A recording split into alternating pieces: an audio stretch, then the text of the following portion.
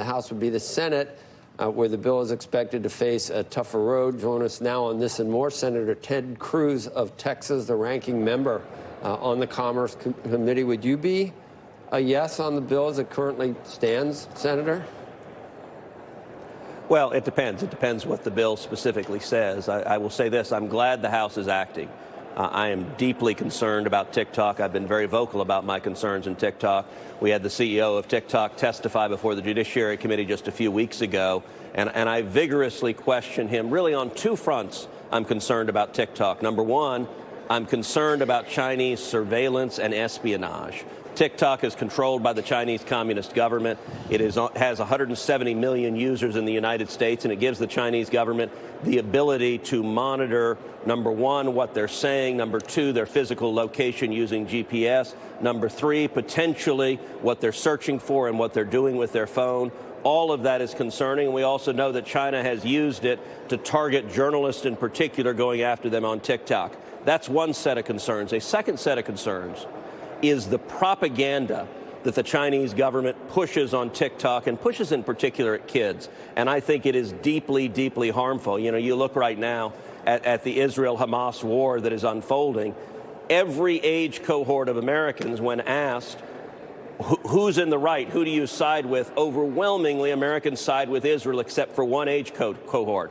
And that is 18 to 29. And we see TikTok in particular pushing pro-Hamas propaganda. I think it is deliberate. I think that is designed by the Chinese government. And so I'm glad the House is acting to address what I think are very serious risks.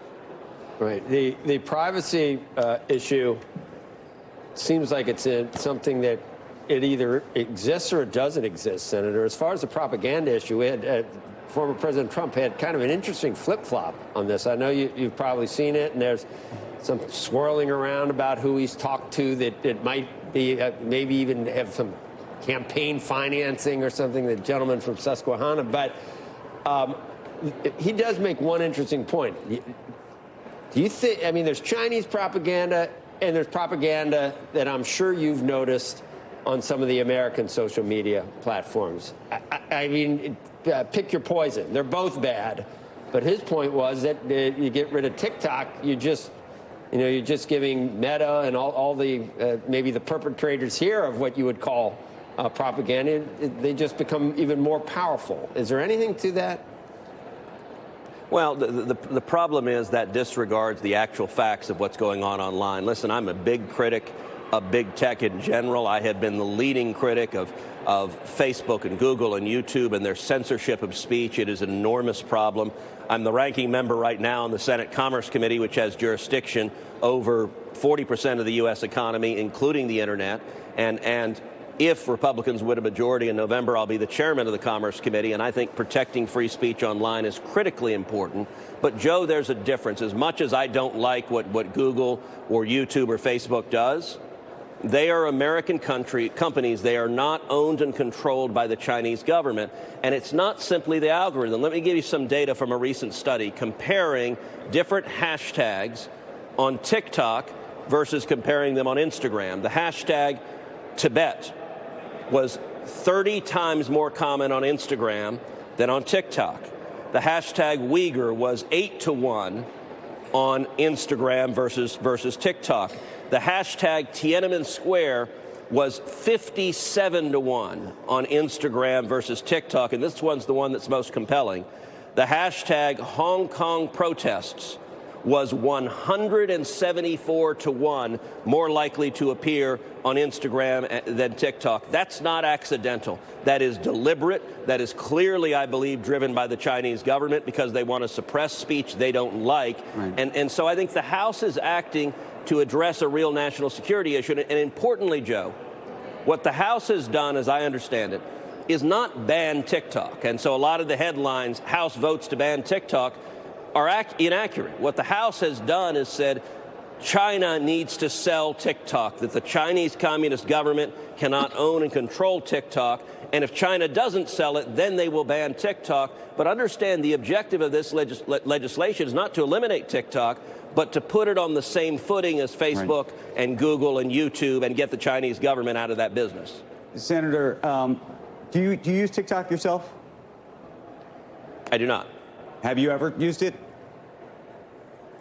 I've seen it. I have not done a TikTok, but, Right. you know, I'm also not a 13-year-old girl, so I don't do a lot of synchronized dance routines. I understand. The reason I ask, and not to defend the platform, I've tried it because I was curious to search for the word Tibet, to search for Uyghurs, to search for Hong Kong protests, because I've seen the same studies that you've seen. And for whatever reason, it's very available on TikTok, meaning you have to type the words in. I mean, that's the only way I found it. It wasn't served directly to me. But to the extent that we believe that the Chinese government is somehow running TikTok, you would think it would be harder to find the stuff. You put the words in, and you can go on a tear. I mean, you can go down a rabbit hole on these issues with some of the most provocative content you could imagine, things that I imagine you might agree with in terms of being very critical of the Chinese government, in fact. And so the reason I mention this is I just wonder whether you have seen some kind of classified or other internal documentation that shows the Chinese government actively doing something beyond the sort of studies that we've seen that say that we're seeing more of this or less of this or whatever, but actual evidence that there's email traffic or telephone calls between Chinese government officials and people inside TikTok saying, hey, tweak the algorithm to do this. So what I would say is that you're asking the wrong question there. It's not if you go affirmatively looking for content that is about Hong Kong or Tibet, can you find it? It is rather, what is TikTok suggesting to the user? Because one of the most powerful tools any social media company has is their suggestion algorithm of watch this next, and it's how they drive a message. And I'll tell you, our knowledge of this has grown exponentially ever since Elon Musk purchased Twitter. When he went open kimono and he showed how Twitter was consciously, directly driving messaging consistent with their political ideology. And on X, he changed that. I think that is the single most important step for free speech we've had in modern times. You know, I'll give another example of the differential in content. And this is something that I asked the TikTok CEO in front of the Judiciary Committee. I said, how come in China, when Chinese kids are using the equivalent of TikTok, your Chinese product, they're getting videos on math and science and education and discipline. And here, when our kids are using TikTok, they're getting pushed, they're getting suggested, you know, chewing on Tide Pods.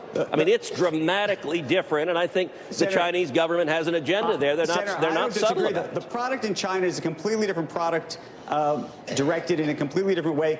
But by the way, is set up because there are relatively authoritarian and draconian rules in China because it's an authoritarian and draconian government rule. The U.S. is a different place. And you have to decide what you want to be. You talk about free speech. Free speech in China doesn't exist. Well, you're right, which is why none of us should want the Chinese Communist government in charge of free speech and public discussion in the United States. The particular bill, as I said, I have not examined it. If and when the House passes it, it'll come over to the Senate. I'll address it on the merits. And to be clear, there's been legislation introduced on this topic that I think is dangerous, that goes too far. I don't want to empower the U.S. government to begin censoring and using power against social media companies more broadly. So if and when that bill comes over, I'm going to look at it closely. But the concern about TikTok is real and significant. And my objective, if we actually pass legislation, is not to eliminate TikTok, but it is to eliminate the Chinese Communist government's control and power over TikTok. And I think that's a qualitatively different concern than any other social media company. Senator, we not much time, and I know you wanted to talk briefly about the the NIL stuff, the name, image, and likeness, but I got to ask you about the budget and the one introduced by President Biden, because I don't see how, if it was a Republican-led budget, I still don't see how we get below 100% debt to equity at any time in the next 10 years. And I wonder if you worry about that and have a solution. How would we do it? How would Republicans do it? I mean, the one Biden introduced isn't going to be law, and it's horrific, but you've got no answers. Republicans don't. Well, that's not true. Let's take them one at a time. Let's focus first on the Biden budget. This Biden budget is not a real budget. It is a political campaign. It proposes massive new spending. It proposes $17 trillion in new debt, so our debt gets worse and worse and worse. It proposes $5 trillion in brand new taxes because, you know, as our economy is struggling and people are hurting, what the Biden administration is saying is let's tax the hell out of job creators, let's hammer job growth, and in particular, it goes after the oil and gas industry. Because, you know, when you fill up your car, you think, I really think gasoline needs to be more expensive. I really think we need to be spending $10 a gallon to fill up my car or truck. Well, then you may be a congressional Democrat or work in the Biden White House. This is a budget that is out of step. By the way, it's also a budget that does zero to secure the border. It asks instead for more money to fly more illegal immigrants to more cities in America to expand the invasion at our southern border. It is a political document, not a real budget.